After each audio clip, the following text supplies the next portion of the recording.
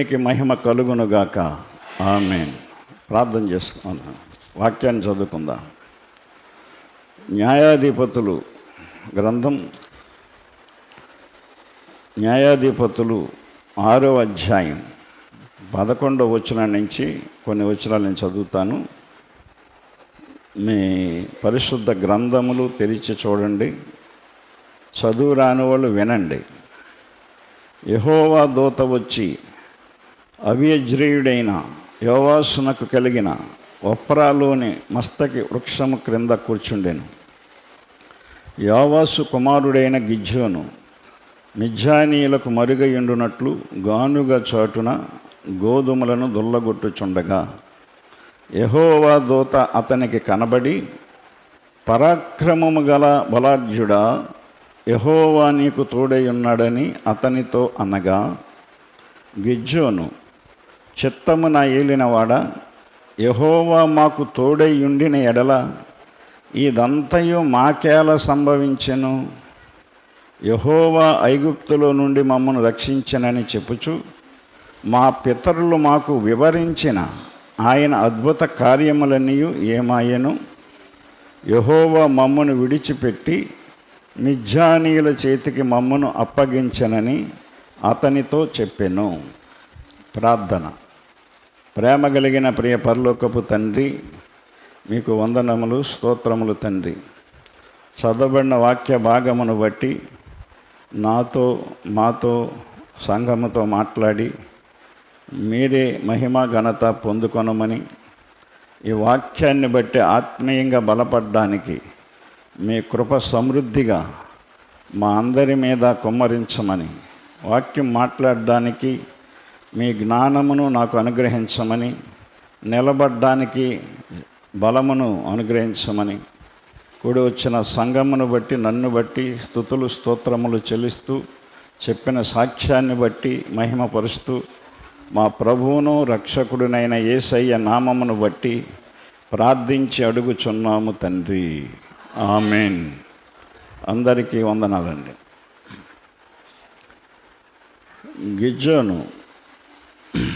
గిద్యోను అనగా తెగ నరుకువాడు అని అర్థం. యోవాసు కుమారుడితను. యోవాసు అనగా నిరాశ అని అర్థం.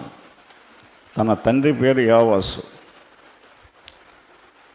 నిరాశ కలిగిన తండ్రికి తెగ నరికే కొడుకు పుట్టాడు, గిద్యోను. మస్తకి అనగా బలము, వృక్షము అనగా దేవుని కాపుదల. మస్తకి వృక్షము కింద కూర్చున్నాడట. అప్పుడు అతను గోధుమలను దొల్లగొట్టుకుంటున్నాడు. యెహోవా దూత అతని దగ్గరికి వచ్చి అతనికి కనపడి, గిద్యోనికి, పరాక్రమము గల బలాఢ్యుడా, యెహోవా నీకు తోడై ఉన్నాడని గిద్యోనుతో చెప్పింది. గిద్యోను కదా ధైర్యం గలవాడు, తెగ నరికేవాడు, పౌరుషం గలవాడు. వెంటనే గిద్యోను మాట్లాడిగాడు, చిత్తము నా ఏలినవాడా, యెహోవా మాకు తోడై ఉండిన ఎడ్ల ఇదంతయు మాకేల సంభవించెను? ఈ కష్టాలు, ఈ బాధలు, మా దేశాన్ని వదిలి మేము పారిపోవటం ఇవన్నీ మాకెందుకు సంభవించాయి అని దూతను అడుగుతున్నాడు. అతను, యెహోవా మాకు తోడై ఉండిన ఎడల ఇదంతయు మాకేల సంభవించెను? యెహోవా ఐగుప్తులో నుండి మమ్మను రక్షించెనని, ఎన్నో అద్భుత కార్యాలు చేశాడు దేవుడని మా పితరులు మాకు వివరించి చెప్పాడన్న బట్టే కదా మేము ఆ దేవుణ్ణి ఆరాధిస్తున్నాం. వాళ్ళు చెప్పిన మాటలను బట్టే కదా. మరి ఇప్పుడేంటి, మమ్మల్ని విడిచిపెట్టి మమ్మల్ని మిద్యానీయుల చేతికి అప్పగించి వాళ్ళ కింద బానిసలుగా చేశాడు అని దూతను అడుగుతున్నాడు. కొన్ని సమస్యలు మన జీవితంలో మనకు వచ్చినప్పుడు దేవుడు మాకేం చేశాడు అనే ఆలోచనలు వస్తూ ఉంటాయి కొంతమందికి. కొన్ని కష్టాలు వచ్చినప్పుడు, ఇబ్బందులు వచ్చినప్పుడు, అప్పులు పెరిగిపోతున్నప్పుడు, తిప్పల పాలైపోయినప్పుడు, ఏంటి నేను మానకుండా వెళ్తున్నాను, దేవుణ్ణి నమ్ముకుంటున్నాను, దేవుని బాప్తిసం పొందాను, ఏంటి ఎక్కడ ఏం కలిసి రావట్లేదు అంటారు. మనకేమీ జరగకపోయినా సరే కొంతమంది దేవుడు మాకు తోడై ఉన్నాడండి బాబు అంటారు కొంతమంది. గిద్యోను అడిగాడు అసలు ఎందుకు మాకు ఇలా జరిగింది, మా దేవుడు మమ్మల్ని మూర్ఖులైన మిథ్యానీయుల చేతికి మమ్మల్ని అప్పగించి బానిస బతుకులు బతికేటట్లు చేశాడు అని. ఎందుకు చేశాడు, ఎందుకు మనకి పరిస్థితులు అలా మారుతాయి? ఇశ్రాయేలీల్ని మిద్యానీయుల చేతికి దేవుడు ఎందుకు అప్పగించాడు? ఒక కష్టాన్ని మనకి ఎందుకు రప్పిస్తాడు దేవుడు? ఒక సమస్య మనకి వ్యతిరేకంగా తీవ్రంగా మన బాధపరిచే విధంగా సమస్యలు ఎందుకు వస్తాయి మనకంటే, అవి మనలో ఉన్న దోషాలు, మన కుటుంబంలో ఎవరొకరి ద్వారా వచ్చే దోషాలు. అదే చెప్పాడు ఇక్కడ 6వ అధ్యాయం మనం మొదటి వచనం చదివితే, ఇశ్రాయేలీయులు యెహోవా దృష్టికి దోషులైనందున యెహోవా 7 ఏండ్లు వారిని మిద్యానీయుల చేతికి అప్పగించెను. మిద్యానీయుల చెయ్యి ఇశ్రాయేలుల మీద ఇచ్చాయను గనుక వారు మిద్యానీయుల ఎదుట నిలువలేక కొండలోనున్న వాగులను గుహలను దుర్గములనుగా తమకు సిద్ధపరుచుకొనిరి. అది పాయింట్. కొంతమంది వాళ్ళు మిద్యానీయులు పెట్టే బాధలు పడలేక గిద్యోనులాంటి పౌరుషంగా ఉన్నవాళ్ళు ఏమీ చేయలేక ఆ దేశాన్ని నుంచి పారిపోయి కొండల్లో గుహల్లో దాక్కున్నారట. అర్థమైందా? కొండల్లో గుహల్లో దాక్కున్నారు. మన అమెరికాలో అదే జరిగింది. లాస్ ఏంజల్స్ తగిలిబడిపోయినప్పుడు వాళ్ళందరూ కూడా వాళ్ళ లగ్జరీ కార్లన్నీ వదిలేసి కాలినడకన పరుగులు తీసి ఎవరెక్కడ దాక్కోవాలో అక్కడ దాక్కున్నారు పోయి. ఎందుకంటే దేవుని దృష్టికి మనము దోషులుగా జీవించినప్పుడు, దేవుని దృష్టికి వ్యతిరేకమైన జీవితాన్ని మనం కొనసాగించినప్పుడు. గిద్యోను ఇది మర్చిపోయాడు. గిద్యోను జీవించలేదు, గిద్యోను మంచోడే, కానీ వారి పూర్వీకులు మిగిలినోళ్ళు. అర్థమైందా? అదే చెప్పాడు ఇక్కడ, ఇశ్రాయేలీయులు యెహోవా దృష్టికి దోషులైనందున. అది పెద్దలు చెప్తూ ఉంటారండి, అగ్గి లేకుండా కర్ర కాలదని. ఆ కర్రకి అగ్గి ఎలా అంటుకుంటుంది? మనం అంటించాలి దాన్ని. అగ్గి అంటింతే కర్ర కాలిపోయి పోద్ది. అలాగే మనమే దోషాన్ని అంటించుకుంటున్నాం, పాపాన్ని అంటించుకుంటున్నాం. అది దాన్ని మర్చిపోతున్నాం. దేవుడు మేలు చేయాలని చూస్తున్నాడు, మేలు చేయాలని చూస్తున్నాం మనం. 7 సంవత్సరాలు అయిపోయిన తర్వాత 7 సంవత్సరాలు అప్పగించాడు. అప్పుడు ఇశ్రాయేలుని విడిపించాలి వాళ్ళ చేతులుంచి. అప్పుడు దేవుడు తన దూతని గిద్యోను ఉన్న చోటికి పంపించాడు. ఎందుకంటే గిద్యోను అయితేనే నడిపించగలడు, చేయగలడని. పరాక్రమ గల వ్యక్తిత్వం, తెగ నరికేవాడు, భయం ఉండదు అతనికి. కనుక అతను యథార్థంగా ఉన్నాడు కాబట్టి, నీతిగా ఉన్నాడు కాబట్టి, పౌరుషంగా ఉన్నాడు కాబట్టి ఇదంతా మాకు ఎందుకు జరిగిందని అడగగలుగుతున్నాడు దేవుని దూతని. ఇప్పుడైనా అడిగామా మనం, ప్రభువా ఈ కష్టాలు నాకు ఎందుకు వస్తున్నాయి, ఈ బాధలు ఎందుకు వస్తున్నాయి, ఈ సమస్యలు ఏంటి ఆయన, ఏంటి నాలో ఏమైనా ఉంటే చూపించు, పాపము దోషం ఉంటే నేను దాన్ని వదులుకుంటానని ఎప్పుడైనా అడిగామా మనం? అడుగుతున్నామా వదులుకుంటానని? సమస్య లేదు అసలు. అలాంటి ప్రార్థన మన నోటికి రాదు, మన దృష్టిలోకి రాదు. ఎందుకంటే మనలో ఆ ఆలోచన రావాలంటే నీతి ఉండాలి, యథార్థత ఉండాలి, రోషం ఉండాలి. కనుక గిద్యోను దేవుని దూత నిలదీసి అడిగాడండి. గమనించాను.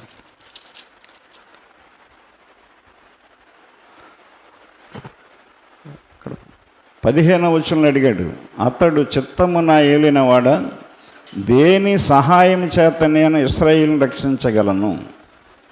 అది లేదు నువ్వే రక్షించాలి, దేవుడు నీకు సాయం చేస్తాడు, నువ్వేం భయపడకని చెప్తున్నాడు. నువ్వు ఇశ్రాయేలును రక్షించాలంటే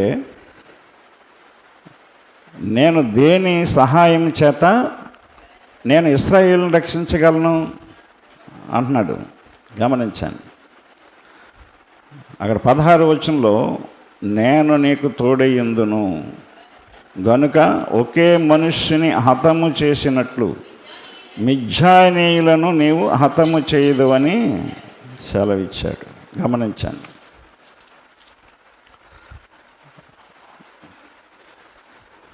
గిద్యోను ధైర్యవంతుడు, బలవంతుడు, తెలివైనవాడు. కనుక గిద్యోను నీ దేవుడు ఎన్నుకున్నాడు. మళ్ళా 7 సంవత్సరాలు ఇశ్రాయేలీలు మిద్యానీయుల చేతి కింద దుర్భరమైన జీవితాలు గడిపారు. ఇలాంటి పౌరుషం గల వాళ్ళందరూ కూడా ఆ దేశాన్ని వదిలి కొండల్లో గుహల్లో నివాసాలు ఏర్పాటు చేసుకుని అక్కడ బతికారు. 7 సంవత్సరాలు బతకడం అంటే అసమస్య కాదు. గమనించండి. దేవునికి భయపడే వారికి బాధ్యత అప్పగించడు. ధైర్యంగా ఉన్న వాళ్ళని దేవుడు ఎన్నుకుంటాడు. అర్థమైందా? దేవుడు తన బిడ్డలుగా ఎన్నుకోవాలంటే, తన సేవకులుగా ఎన్నుకోవాలంటే ఆ ధైర్యం ఉన్న వాళ్ళని ఎన్నుకుంటాడు ఆయన. దేవుడు ఎన్నుకోకుండా మనం ఆయన బిడ్డలుగా జీవించవచ్చు మనం అనుకుని. దేవుడు ఎన్నుకోకుండా దేవుని సేవకులుగా తయారవ్వచ్చు మనం అనుకుని. కానీ అలాంటి సేవకుల్లో ధైర్యం ఉండదు, వాక్యం చెప్పే ధైర్యం ఉండదు, పాపాన్ని ఖండించే ధైర్యం ఉండదు, గద్దించే ధైర్యం ఉండదు. ఆ సేవకులు మనుషులకు లోబడి బోధిస్తూ ఉంటారు. దేవుడు ఎన్నుకుంటే 32,000 మంది సైన్యం వాళ్ళు ఇశ్రాయేలీలో ఉన్నారు. ఆ సైన్యంలో గిద్యోను ఒకడు. 32,000 మంది సైన్యంలో దేవుడు గిద్యోను దగ్గరికి పంపించాడు దూతని. ఎందుకంటే గిద్యోను ధైర్యవంతుడు, దేనికి భయపడని వాడు. నెపోలియన్ అనే ఫ్రాన్స్ చక్రవర్తి తన సైన్యాన్ని యుద్ధానికి పంపించాడు ఒక దేశం మీదకి. ఇది చరిత్ర. ఇది ఆ దేశం మీదకి యుద్ధానికి వెళ్ళడానికి వీళ్ళ దేశానికి వాళ్ళ దేశానికి ఒక బ్రిడ్జి ఉంది. ఆ బ్రిడ్జిని దాటి వెళ్ళాలి. ఆ బ్రిడ్జి దాటి ఈ సైన్యం అవతలకి వెళ్ళిపోయారు. వెళ్ళిపోయిన తర్వాత నెపోలియన్ చక్రవర్తి ఏం చేశాడంటే ఆ ఫ్రాన్స్ దేశానికి, ఆ కెనడా దేశానికి ఉన్నటువంటి ఆ బ్రిడ్జిని కూల్చి పడేశాడు. అంతే. అయ్యా ఏంటా వంతెన కూల్చేస్తున్నారు, బ్రిడ్జి కూల్చేస్తున్నారు, మరి మన సైన్యం మళ్ళీ తిరిగి రావాలి కదా. లేదు, బ్రిడ్జి ఉంటే వాళ్ళొక అందులో ఎవడైనా పిరికితనం వచ్చినప్పుడు మళ్ళీ పారిపోయి వెనక్కి వచ్చేస్తాడు బ్రిడ్జి మంచి. ఇప్పుడు ఆ బ్రిడ్జి లేదు కాబట్టి వాడు పారిపోవటానికి చూడ్డు, వాడు గెలవడానికి తను కాపాడుకోవటానికి చూస్తాడు అని చెప్పాడంట మంత్రితో. ఇక పారిపోయే అవకాశం లేదు. చావా బతుక ఆ నిర్ణయంలోకి వస్తారు సైన్యం. ఆ విధంగా చేసి అప్పుడు ఆ దేశాన్ని ఓడించారంట వాళ్ళు. పారిపోయే అవకాశం ఉందనుకో పారిపోతాం, జారిపోయే అవకాశం ఉంటే జారిపోతున్నాం కాదు ఈ రోజున విశ్వాసం నుంచి. అలాగా భయపడేవాడు యుద్ధానికి పనికిరాడు. భయపడేవాడు దేవుని సేవకు అసలే పనిచేయడు. దేవుని పనికి అసలు పని చేయరు. ఎందుకంటే భయపడేవాడు పని సరిగ్గా చేయలేడు. దేనికైనా ధైర్యం ఉండదు. అందుకనే దేవుడు బైబిల్లో భయపడకుడి భయపడకుడి భయపడకుడి అనే మాట చెప్పాడు పదే పదే పదే. ఈనాడు భయపడుతున్నాం మనం. ఎస్, భయపడుతున్నారు ప్రతి ఒక్కరు. రోగం వస్తే భయపడుతున్నారు, ఇబ్బందులు వస్తే భయపడుతున్నారు, సమస్యలు వస్తే భయపడుతున్నారు, ప్రార్థన రావడానికి భయపడుతున్నారు, ప్రార్థన పెట్టించుకోవడానికి భయపడుతున్నారు, ప్రార్థన చేయడానికి భయపడుతున్నారు, వాక్యానుసారంగా జీవించడానికి భయపడుతున్నారు.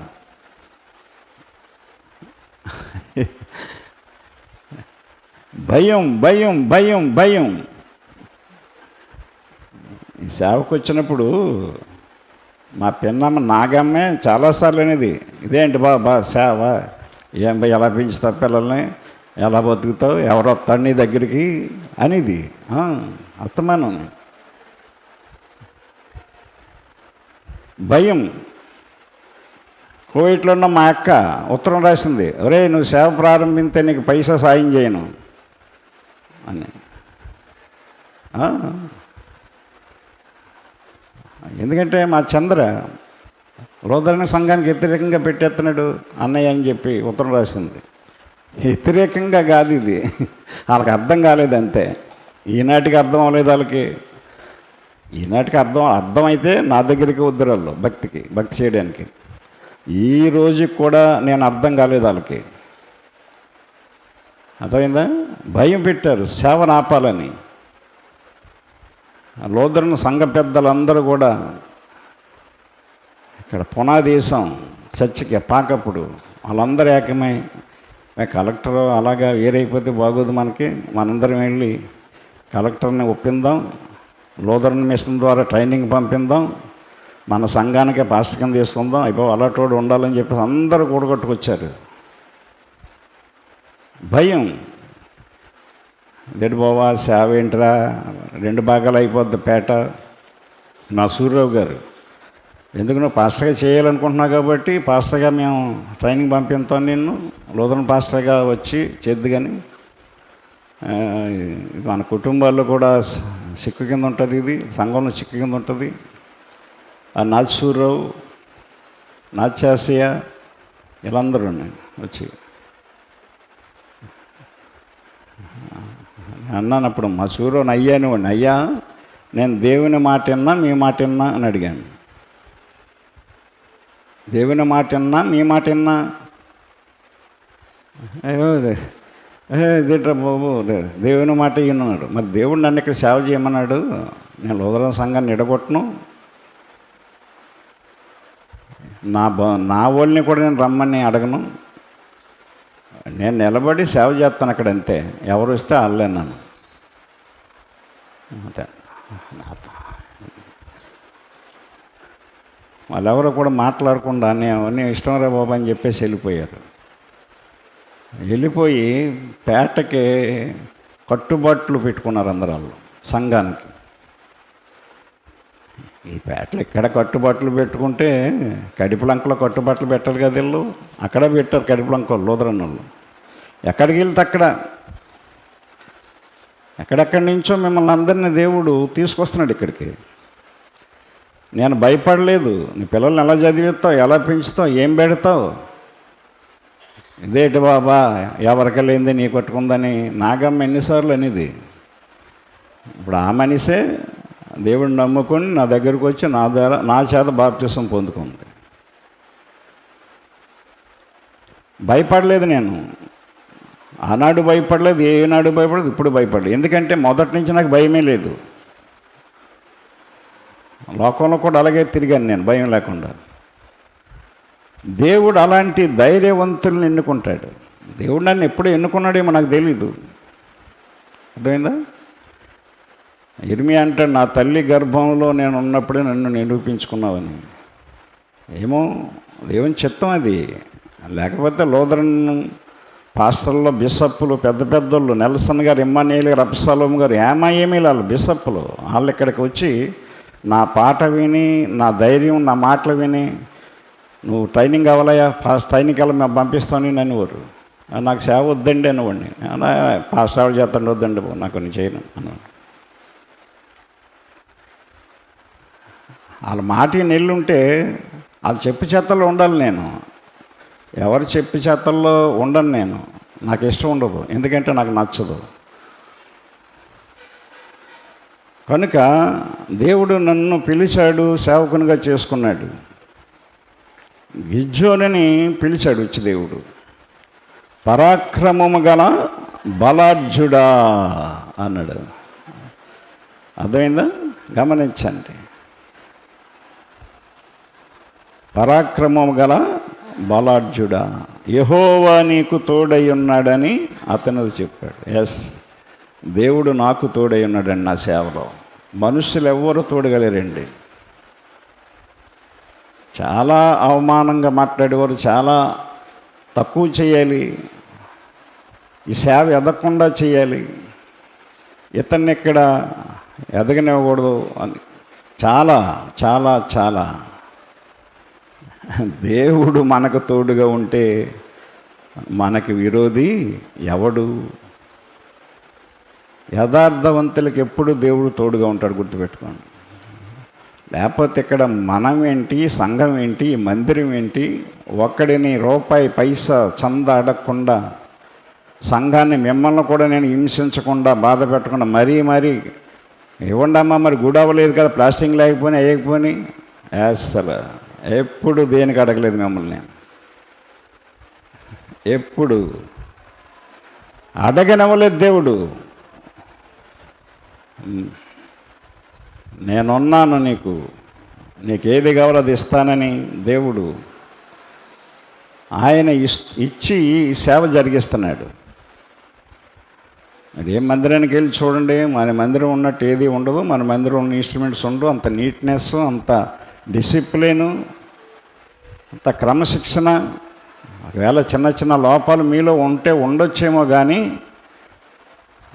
తప్పనిసరిగా మీరు ఒక క్రమశిక్షణలో, ఒక భయంలో మీరు నడుచుకుంటారు. అది దేవుడు ఉండే స్థలం అలా ఉంటుంది.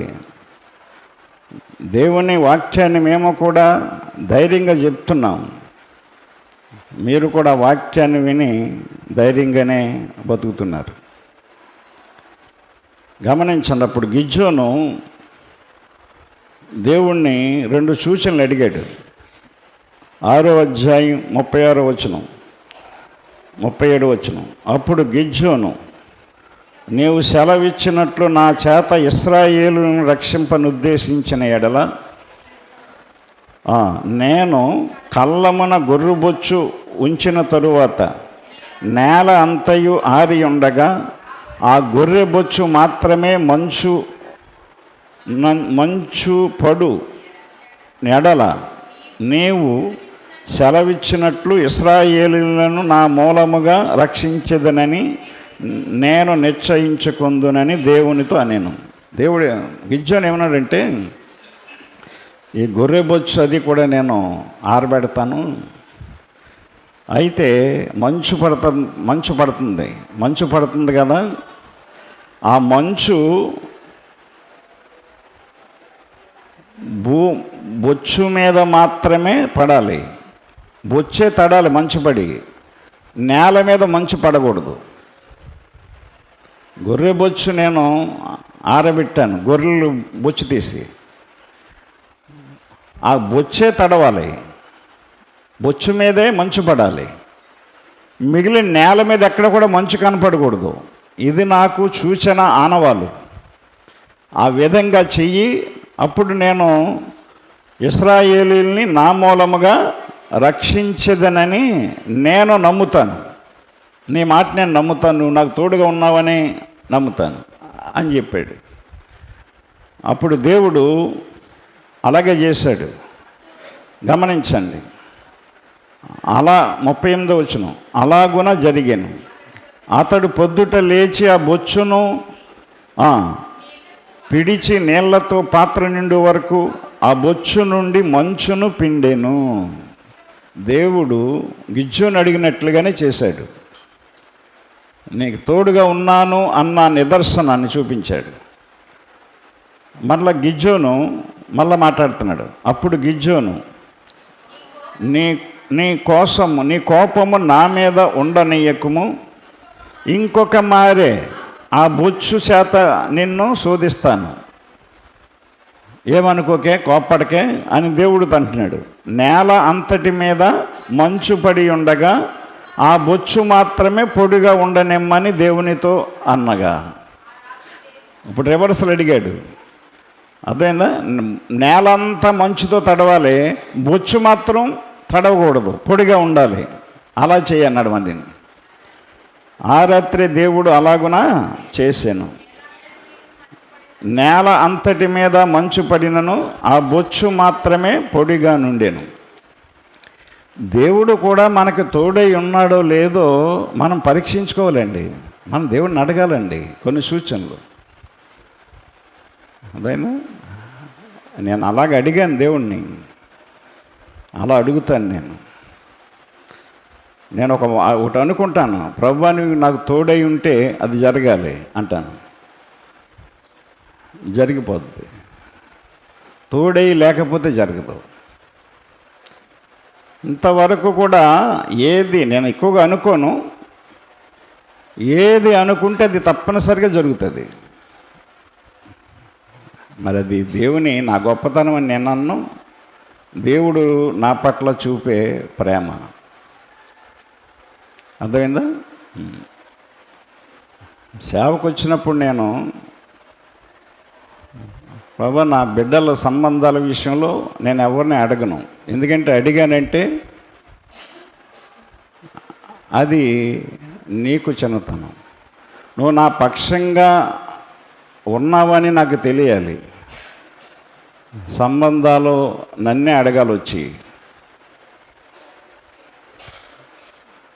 ఎవరికి నేను చెప్పను కూడా, ఎవరికి చెప్పలేదు. మీరు సంఘం ఉన్నారు, మీకు కూడా ఎవరికి పాపలకు సంబంధం చూడండమని మీతో కూడా నేను చెప్పలేదు, నా చేతులు చెప్పలేదు.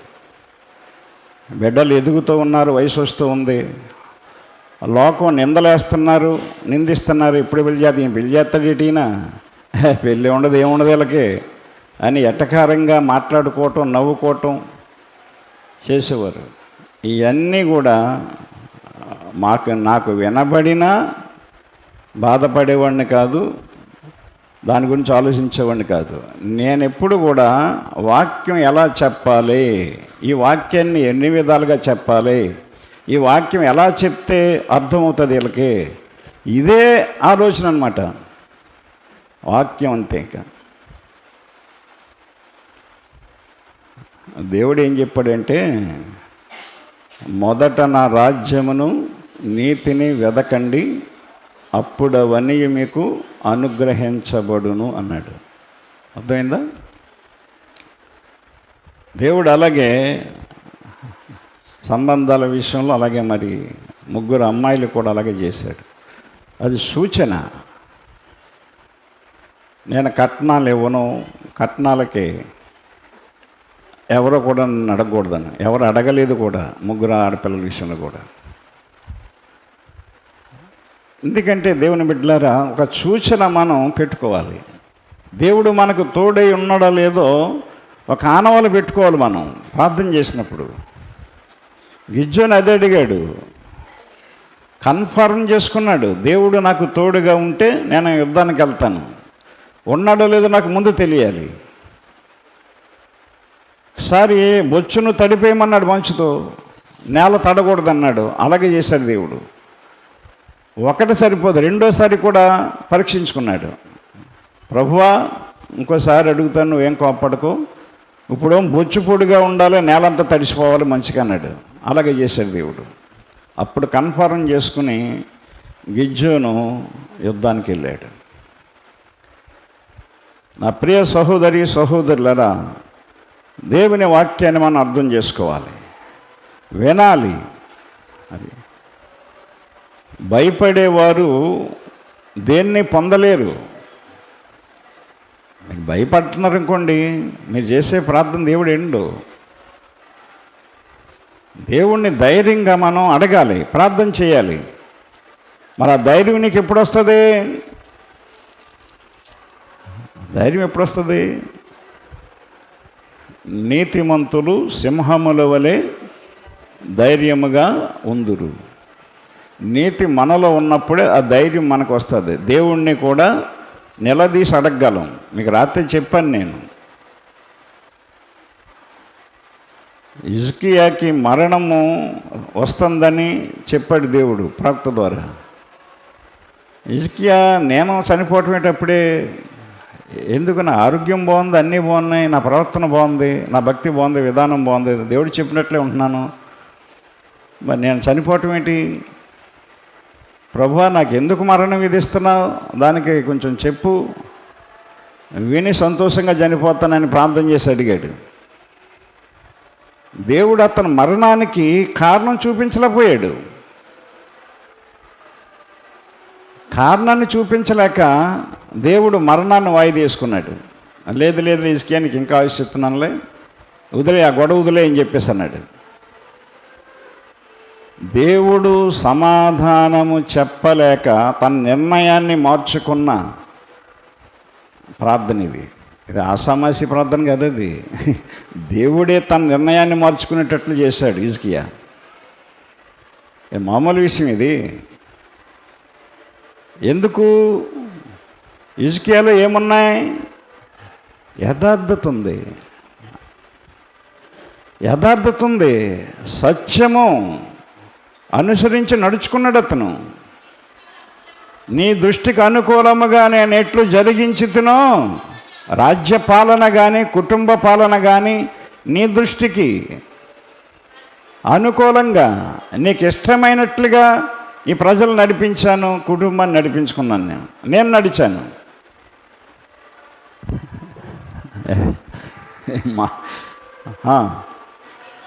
యెహోవా యథార్థ హృదయుడిని, సత్యముతో నీ సన్నిధిని ఎట్టు నడుచుకున్నాను, నీ దృష్టికి అనుకూలముగా నేనెట్టు సమస్తమును నేనెట్టు జరిగించుతును.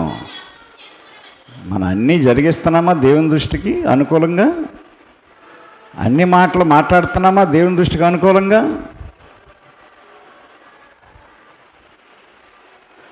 దేవుని చిత్తాన్ని బట్టి చేస్తున్నామా ఏదైనా మనం? మరి వాక్యం వేరుగా ఉండి నీ జీవితం వేరుగా ఉంటే దేవుడు ఎలా తోడుగా ఉంటాడు? మనకి ఎలా తోడుగా ఉంటాడండి? వాక్యాన్ని బోధించే నేనేమీ చేయలేను కదా మీకు. నీ పక్కన కూర్చున్న వాళ్ళు కూడా నీకేం చేయలేరు కదా. నువ్వు కనుక్కున్న బిడ్డల వల్ల కూడా ఏమవ్వదు కదా.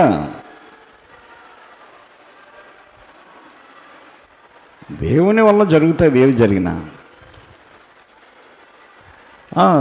చెప్పవయ్యా ప్రభువా, చెప్పు, ఎందుకు ఎందుకు నాకు మరణాన్ని విధిస్తున్నావు నువ్వు? No answer. చెప్పలేక దేవుడు ఆ ప్రవక్త చెప్పాడు, యెషయా వెళ్ళి ఇంకా 15 సంవత్సరాలు ఆయుష్ పెంచనని చెప్పేసి అని చెప్పాడండి. అదండి ప్రార్థన. గిజ్జోని అదే అడిగాడు, అర్థమైందా? నువ్వు నాకు తోడై ఉన్నావని నాకు ఎలా తెలుసు, నేను ఎలా నమ్మను అంటే అది నీ మాట ఎలా నమ్మనయా? మమ్మల్ని నన్ను తిప్పల పాలు చేసావు, ఈ గుహల్లో ఈ కొండల కాడి చెట్ల కింద ఎడుతున్నాం మేము. మాకు తోడై ఉంటే మాకు ఇదంతా ఎందుకు జరుగుద్ది? ఇప్పుడేమో యుద్ధానికి వెళ్ళిపోమంటున్నావు. వెళ్ళిపోతే నువ్వు తోడుగా ఉన్న వాళ్ళు నాకు ఎలా తెలుస్తుంది? యుద్ధంలో నేను చనిపోతే నా కుటుంబం ఏమైపోద్ది? అందుకనే నేను ఓ సూచన అడుగుతున్నాను, అది చెయ్యి అన్నాడు. చేశాడు. అలా కాదు ఇంకోసారి అడుగుతాను అన్నాడు. అడుగు అన్నాడు, చెయ్యండి, చేశాడు. అది అప్పుడు నమ్మాడండి. మనం కూడా అలా దేవుణ్ణి అడగాల ముందు, ప్రభువా నువ్వు నాకు తోడుగా ఉన్నావా లేదా, నన్ను ఏం చేయబోతున్నావు అని. సేవకు వచ్చినప్పుడు 3 దినాలు ఉపవాసం ఉండి ప్రార్థన చేసుకున్నాం, అమ్మగారు నేను. మందిరం ఇక్కడ శంకుస్థాపనకి అయ్యగారు వచ్చే ముందు వాళ్ళు వచ్చి చేస్తారు, అది కాదు. ఇక్కడ సేవ చేసేది మనం ప్రార్థన చేసుకుందాం. ఉపవాసం ఉండి ప్రార్థన చేసి ఉపవాసముతో శంకుస్థాపన చేయించాం. ఇక్కడ ఒక రోజు మనం ఇల్లు కట్టుకుంటున్నామంటే కనీసం ఆ ముందు రోజు ఉపవాసం ఉండి ప్రార్థన చేసుకొని దైవజనులు పిలిపించుకొని శంకుస్థాపన చేయించుకోవాలి, ప్రార్థన చేయించుకోవాలి. మనం చేస్తున్నామా? మనం ఇది ఎలాగా ఇల్లు కట్టుకోవాలన్న పెళ్ళికి ముందు కూడా ఉండాలి. మా పిల్లల పెళ్ళిళ్ళకి కూడా మేము ఉపవాసం ఉన్నాం. అవన్నీ చెప్పం మీకు. ఆవిడే నేను మాట్లాడుకుంటాం, ఉందామండి అంటది. ఎక్కువ ఆవిడే అంటది ఉపవాసం ఉందామండి. నాకు ఆలోచన రాదు, సర్లే ఉందాం అయితే అంటాను. ఎలా జరుగుతాయి ఆ వివాహాలు? జరిగిన తర్వాత కొన్ని సమస్యలు వస్తాయి. అత్తింటికి వెళ్ళినప్పుడు ఆ సమస్యలన్నీ తట్టుకుని పిల్లలు నిలబడాలి, సంసారాన్ని కట్టుకోవాలి. దైవజనులు మన సమస్యలు రాకుండా ఉండవు, విశ్వాసులని మీకు సమస్యలు రాకుండా ఉండవు. అందరికీ వస్తాయి. ఎందుకంటే మనం మంచిగా ఉన్నా ఎదుటి వాళ్ళు మంచిగా లేకపోవచ్చు, మనం పద్ధతిగా ఉన్నా ఎదుటి వాళ్ళు పద్ధతిగా లేకపోవచ్చు. ప్రార్థన సూచన మనం అడగాలి దేవుణ్ణి. పెరికితనం, భయం పనికిరాదు. దేవుడు అలాంటి వారిని వాడుకోడు, అలాంటి వారి ద్వారా ఏది చేయడు. అలెగ్జాండర్ యుద్ధం జరుగుతుంది, ఒక సైనికుడు పారిపోతున్నాడంట. యుద్ధాన్ని చూసి వాడిని పట్టుకొని అలెగ్జాండర్కి తీసుకొచ్చారు. అయ్యా చక్రవర్తి గారు, వీడు పారిపోతున్నాడు యుద్ధంలోంచి, వీడు పారిపోతే వీడిని చూసి ఇంకా పారిపోతారు, మేము పట్టుకుని తీసుకొచ్చాను మీ దగ్గరికి. నీ పేరేంట్రా అని అడిగాడంట. నా పేరు అలెగ్జాండర్ అన్నాడంట. నక్కి చెప్పాడంట. నీచుడా, నా పేరు పెట్టుకొని పిరికి బందల పారిపోవటానికే సిగ్గులేదురా నీకు? ప్రపంచాన్ని జయించుకుంటూ వస్తున్నాను నేను. నీ పేరు అలెగ్జాండర్గా ఉండాలంటే నాలాగా ధైర్యంగా బతికి వెళ్ళి యుద్ధం చేయన్నాడంట. లేదు, నీ పేరు ఇక్కడే మార్చుకొని వెళ్ళిపోన్నాడంట. అప్పుడు ఆ సైనికుడికి పౌరుషం వచ్చి యుద్ధంలోకి వెళ్ళి యుద్ధం చేసి గెలిపించాడంట. పేరైనా మార్చుకోవాలి, బతుకైనా మార్చుకోవాలి. మనం ఎందుకు చావలేక బతకలేక ఈ బతుకెందుకండి? జీవితాంతం కూడా ప్రతి సంవత్సరం కూడా అదే బతుకు, అదే పరిస్థితి, అదే. మార్పు రాదా? ఇంకా కోరుకోమా మార్పు? మనం ఆలోచన చేసుకోవాలి, మనం ఆలోచన చేసుకోవాలి. నువ్వు వెచ్చగానైనా ఉండు, చల్లగానైనా ఉండు, నిలువెచ్చనగా ఉండొద్దు అని చెప్తున్నాడు ప్రకటన గ్రంథంలో. బైబిల్ అంతా రాసిన తర్వాత, ఇదంతా విన్న తర్వాత మీరు ఒక నిర్ణయానికి రండి అని చెప్తున్నాడు. సంఘాలకు చెప్తున్నాడు ఆయన. నీ క్రియలను నేను ఎరుగుదును, నువ్వు చల్లగానైనాను వెచ్చగానైనాను లేవు. అర్థమైందా? చల్లగానైనా లేవు, వెచ్చగానైనా లేవు. నువ్వు చల్లగానైనాను వెచ్చగానైనాను ఉండినా మేలు అని చెప్తున్నాడు ఆయన. అంటే చల్లగా అంటే అన్యుడిగా, వెచ్చగా అంటే క్రైస్తవుడిగా. అటో ఇటో నువ్వు అన్యుడిగా ఉండు, మేలు జరుగుతుంది. జరగట్లేదు అన్యులకి మేలు. ఎంత గొప్ప మేలు పొందుతున్నారు వాళ్ళు. ఎందుకంటే అలాగే ఉంటారు. వాళ్ళు చేసే పూజలు నిష్టగా చేస్తారు, వ్రతాలు నిష్టగా పాటిస్తారు, ఉపవాసాలు నిష్టగా పాటిస్తారు. వాళ్ళు ఏ పండగ చేసినా వేలు రూపాయలు ఆ పండగలకు ఇచ్చి పండగలు ఘనంగా చేయిస్తారు. అది మరి మనం ఏం చేస్తున్నాం? ఏదైనా పండగ చేసుకుందామంటే చేతుల్లోంచి డబ్బులు రావు. ఏదైనా కార్యక్రమం చేద్దామంటే ముందుకి వెనక్కి. పోనీ కార్యక్రమం గురించి ప్రార్థన ఏమన్నా చేస్తామంటే అది ఉండదు. క్రైస్తవుడిగా పూర్తిగా ఉంటే వస్తాయన్నీ. వాళ్ళు పూర్తిగా అన్యుడిగా ఉంటున్నారు కాబట్టి, ఈ దేవుళ్ళే ఈ దేవతలే మాకు ఇస్తున్నాయని నమ్ముతున్నారు కాబట్టి, వాళ్ళు చేసే కార్యక్రమాల్లో కూడా నిష్టగా పాలు పంచుకుంటారు వాళ్ళు. మరి మన కార్యక్రమాలకి నిష్టగా వచ్చేవాళ్ళు ఎంతమంది? మన నాగేశ్వరరావు తండ్రి కార్యక్రమం జరిగింది. వాళ్ళు నిష్టగా నిలబడి మేమేం చెయ్యం, మా పాస్టర్ గారు ఏం చెప్తే అదే చేస్తాం, మీరు వచ్చినా రాకపోయినా మీ ఇష్టం అన్నారు అంతే వాళ్ళతో. ఆ దిన కార్యక్రమాన్ని, సమాధి కార్యక్రమం అలా చేశారు కాబట్టి దిన కార్యక్రమానికి వాళ్ళందరూ కూడా కట్టడగా రాలేదు. వాడు అంత గచ్చిగా చెప్పినప్పుడు, ఆ విధంగా చేసుకున్నప్పుడు మనం ఎవరు వెళ్ళకూడదని చెప్పేసి ఆ ఊళ్ళో 60-70 మంది చుట్ట బంధువులు వాళ్ళకి, వాళ్ళ అమ్మ, వాళ్ళు 7 అప్పచెల్లెళ్ళు, 3 తమ్ముళ్ళు, వాళ్ళ నాన్నగారికి 8 అన్నదమ్ములు. ఎటువంటి సంతతి ఉంది అక్కడ?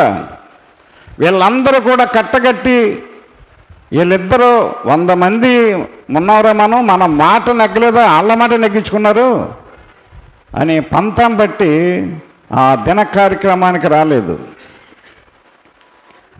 నాయుడు అది అలానే ఇక్కడ కూడా అంతమంది రారయ్యకు తక్కువగా చేసుకోండి అంటే, లేదు వస్తారు, మన సంఘం వస్తారు కదా అని చాలా దండిగా చేశాడు. ఆయన గట్టిగా చేశాడు, బాగా చేశాడు. ఎవరు వచ్చారు దానికి? ఎవరు వచ్చారండి? నువ్వు క్రైస్తవుడువా, అన్యుడువా? కనీసం వాళ్ళు తోడబుట్టిన అక్క ఒంటి మీద టవల్ చేస్తానంటే కూడా వద్దన్నారంట. వాళ్ళు వద్దక్క వద్దు, సమాధి దగ్గరికి వెళ్ళాలండి, ఏమన్నా అలకాల చేయలేను. ఏం అక్కలేద్దయ్యా, అయిపోయింది అరుగుతూనే అన్నాను. సమాధి దగ్గరికి వెళ్దామని వచ్చిన కొద్దిమంది అలక్క వాళ్ళు తాలూకు వాళ్ళు వెళ్దామంటే వద్దన్నారంట. వెళ్ళొద్దు, మీరు ఏం చేయొద్దని. అంత నిష్టగా చేశారు కాబట్టి సాతాను వాళ్ళందరి మనసులను కూడా పాడు చేసి ఆ కార్యక్రమాన్ని అలాగ ఇలా చేస్తే వీళ్ళకి బుద్ధి వస్తుందని చెప్పేసి అనుకుంది. వాళ్ళేమీ బాధపడలేదు. రాలేదు ఏంటంటే మన సంఘస్థులు అయ్యారు అన్నారతో మాట, ఏమన్నాయో మరి వాళ్ళ పెళ్ళిళ్ళు, ఆ పెళ్ళిళ్ళకి అట్లకి పోయి ఉంటారు అని చెప్పేసి అన్నాం. ఓన్లేండి, రాపోయలే, ఏదో మనం చేసాం, ఎలా చేయాలనుకున్నారు. ఎలా ఉంటున్నాం మనం? చల్లగా ఉన్నామా, ఎచ్చగా ఉన్నామా? క్రైస్తవుడిగా ఉంటే రావాలి కదా. ఏమంటున్నామండి మనం? ఏమర్థం చేసుకుంటున్నామండి? ఒక మనిషి చనిపోయినప్పుడు నువ్వు రావాలనే జ్ఞానం కూడా లేకుండా మనం బతుకుతున్నామంటే క్రైస్తవులు మనం. ప్రసంగి గ్రంథాలు ఏం చెప్తున్నాడు ఆయన?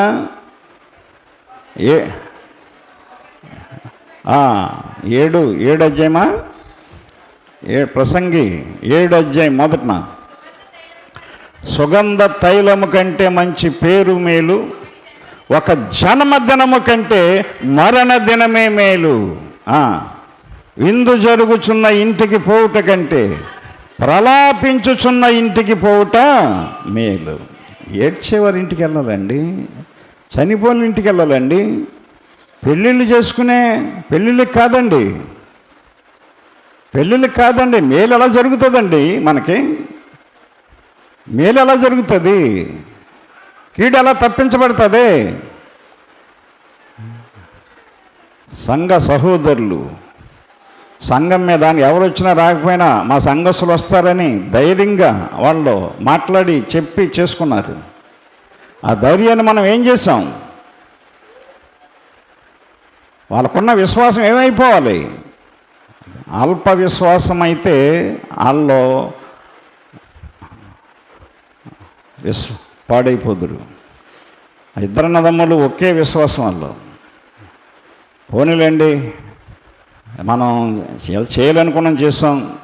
ఒకవేళ వస్తే మనం చేయకపోతే, ఇంత చేయకపోతే ఏ ఒక్క మనిషి తక్కువైన మాట వచ్చేస్తుందని అని వదిలేశారు అంతే.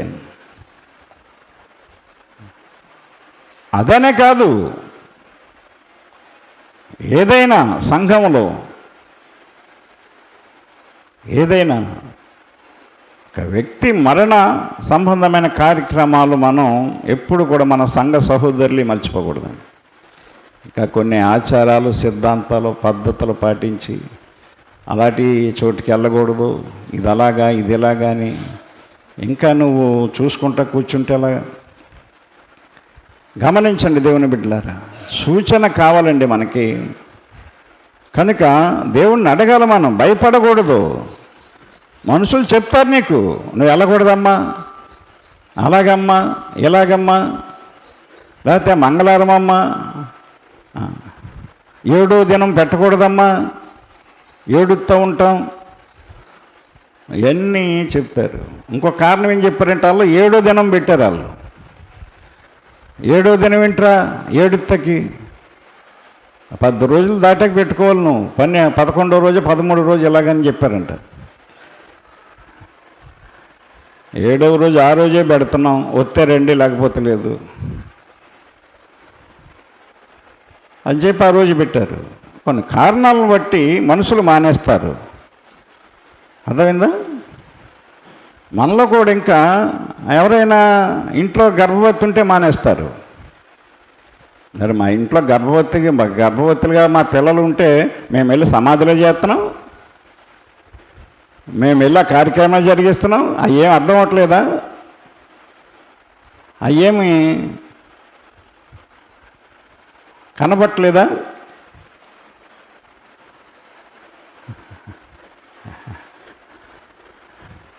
కలకాలం కాకిలా బతికే కంటే, చెప్పండి తర్వాతది గట్టిగా చెప్పండి.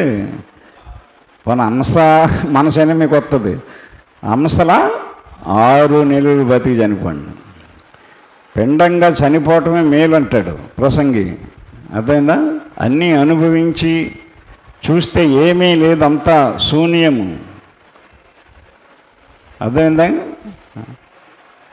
పిండంగా చనిపోవటమే మేలు అంటాడు.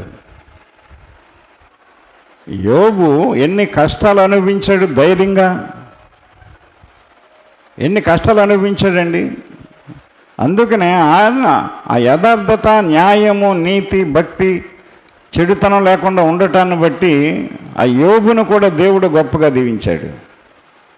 దీవెన కావాలంటే మనం కొన్ని చెయ్యాలండి.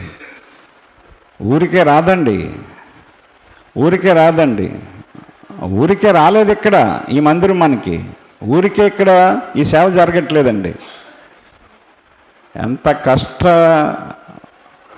చేసిన ప్రార్థన ఉంది ఇక్కడ. ఈనాటికి ఒక ప్రార్థన ఇక్కడ అడుగు పెట్టే ప్రతి ఒక్కరికి మేలే జరుగుతుంది. ఎప్పుడంటే ఇక్కడ చెప్పే వాక్యాన్ని విని మీ బ్రతుకుని, జీవితాన్ని మార్చుకొని బతికితే. మీరు విని మార్చుకోకపోతే నష్టమే జరుగుతుంది. ఎందుకంటే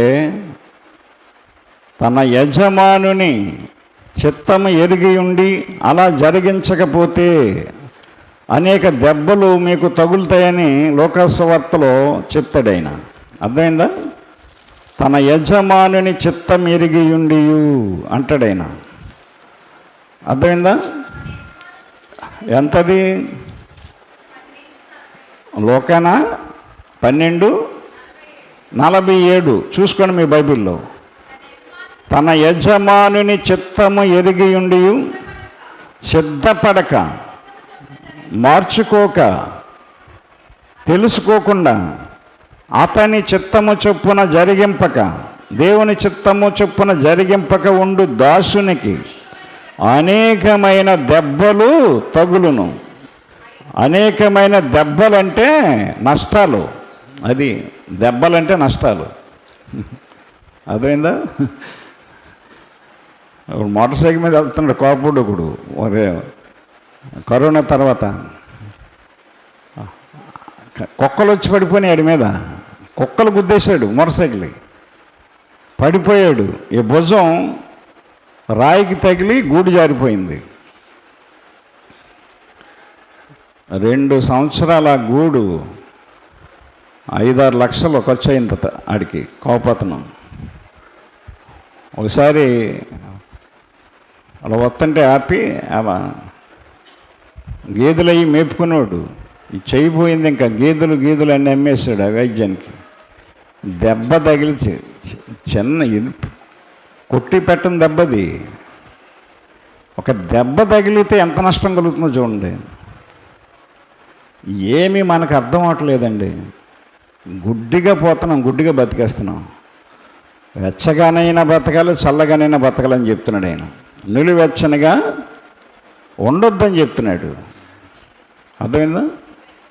నువ్వు వెచ్చగానైనా చల్లగానైనా ఉండక నిలువెచ్చనగా ఉన్నావు గనుక నా నోట నుండి నీ మీద ఉమ్మి వేయ ఉద్దేశించుచున్నాను అన్నాడు ఆయన. గుర్తుపెట్టుకోండి. చల్లగా వెచ్చగా ఉండని చోటకే సాతానుగాడు వస్తాడు. అటు ఇటు ఊగిసలాడుతూ ఉంటారు వీళ్ళు. ఒక బోయోడంట పక్షులు చెట్టు దగ్గరికి వెళ్ళి, చెట్టు నిండా పక్షులు ఉన్నాయంట, తుపాకీ గురిపెట్టి కొట్టాడు. కొన్ని తుపాకీ గుళ్ళు తగిలిన పక్షులని చచ్చిపోయాయి, కిందడిపోయి. కొన్నిటికి తగలకుండా తగిలాయి. అవి ఎగరలేక కిందడిపోయి ఇలాగెలగ రెక్కలు కొట్టుకుంటున్నాయంట. మిగిలినవన్నీ ఎగిరిపోయినాయి, పారిపోయినాయి, చచ్చిపోయి కొన్ని పడిపోయినాయి. అప్పుడు ఆ బోయవాడు చచ్చిని ఎక్కడికి పోవు, ఎప్పుడైనా తీసుకోవచ్చు, బతికిని ఇంకా మనకు దొరకవు, వాటి గురించి ఆలోచించక్కర్లేదు. ఈ రెక్కలు కొట్టుకుంటున్నాయి కదా, ఈ కొట్టుకుని తెప్పరిల్లు మళ్ళీ ఎగిరిపోతాయేమని గబగబ వెళ్ళి ఇలా రెక్కలు కొట్టుకుని వాటిని పట్టుకుని రెక్కలు ఇరిసేసి బుట్టలు వేసుకున్నాడంట.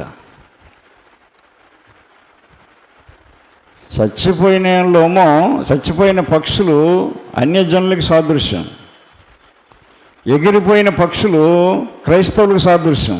పూర్తిగా దెబ్బ తగలక రెక్కలు ఆడిస్తున్నాయి చూడు, ఈ నులివెచ్చని స్థితి ఇది. అటు ఉండలేరు, ఇటు ఉండలేరు, అయ్యి మానలేరు, ఇయ్యి మానలేరు. అలాంటి వాళ్ళ దగ్గరికే సాతాను వస్తుంది, వచ్చి నీ రెక్కలు తీసేసి తన బుట్టలు వేసుకుంటుంది అంతే. నిలువెచ్చగా ఉండొద్దు. గిద్యోను దేవుని మాట విని తను తాను పరీక్షించుకున్నాడు, అడిగాడు సూచనలు, దేవుడు చేశాడు. యుద్ధానికి వెళ్ళాడు. యుద్ధంలో 32,000 మంది నాకు అక్కర్లేదు అని చెప్పి 32,000 మంది సైన్యంలో నమ్మకమైన వాళ్ళని, పౌరుషమైన వాళ్ళని, చావుకి తెగించిన వాళ్ళని, ధైర్యంగా వాళ్ళని 300 మందిని ఆయన ఎంపిక చేసుకుని 300 మందితో యుద్ధానికి వెళ్ళాడు. మిద్యానీయుల్ని జయించి ఇశ్రాయేలుని విడిపించాడు. అదండి, అలా బతకాలండి మనం, అలా ఉండాలండి ధైర్యంగా, చావుకి తెగించి. ఎప్పుడైనా వస్తుంది చావు మనకు తెలియకుండా వచ్చేది. చావుకి చిన్న పెద్ద తేడా ఉండదు, వయసుతో సంబంధం ఉండదు, రోగంతో సంబంధం ఉండదు, ఆస్తి ఐశ్వర్యాలతో సంబంధం ఉండదు. వచ్చేస్తుంది అంత మనకు తెలియదు, వెళ్ళిపోతాం. వెళ్ళిపోయే ముందు మంచి పేరు మనం సంపాదించుకుని పోవాలి. సుగంధ తైలము కంటే మంచి పేరు, మీరు మంచి పేరు తెచ్చుకోండి, మంచిగా బతకండి, ప్రార్థన పూర్వకంగా బతకండి. రండి మానకుండా, చక్కటి వర్తమానాలు మీకు అందించబడుతున్నాయి. కనుక మరి దేవుని వాక్యాన్ని మీరు విచారించండి. గుర్తుపెట్టుకోండి, దేవుడు మనల్ని పుట్టించాడు, దేవుడు మనల్ని పోషించక మానడు, నీ ఇబ్బందులు తెచ్చక మానడు. కాకపోతే ఇబ్బందులు అనేవి, ఒప్పులు అనేవి నీ చేతులారా నువ్వు చేసుకుంటున్నావు, ఎచ్చుకుపోతున్నావు, గొప్పకు పోతున్నావు. వద్దు, తగిన దానితో తృప్తి పొంది భక్తిని పాడు చేసుకోకండి. దేవుడి మాటలు దీవించునుగాక. ఆమేన్. ప్రార్థన చేసుకుందాం. ప్రేమ కలిగిన ప్రియ పరలోకపు తండ్రి, పరిశుద్ధుడా మీకు వందనములు, స్తోత్రములు తండ్రి. నేను ఈ దినం మాతో సాక్ష్యము ద్వారా మాట్లాడారు, వాక్యము ద్వారా మాట్లాడారు. గిద్యోను వలె పరాక్రమము కలిగి, ధైర్యము కలిగి, ప్రభువా నీ తోడు గిద్యోనికి ఎలా ఉంచావో ఆ విధంగా మా సంఘానికి కూడా మీ తోడు ఉండులాగన మీ ఆత్మ నడిపింపును మాకు దయచేశారు. వందనాలు. ఎత్తబడిన వాక్యమును నూరంతలుగా వారి హృదయములలో ఫలింపచేయండి. వాక్య ప్రకారంగా ప్రవర్తించినట్లు మీ పరిశుద్ధాత్మ జ్ఞానము దయచేయండి. బోధిస్తున్న నేను కూడా మీ వాక్యమును బట్టి తప్పిపోకుండా నన్ను కూడా నడిపించండి. మహిమ ఘనత మీరే పొందుకోండి. యేసయ్య పరిశుద్ధ నామమున ప్రార్థించి అడుగుచున్నాము తండ్రి. ఆమేన్. అందరికీ వందనాలండి.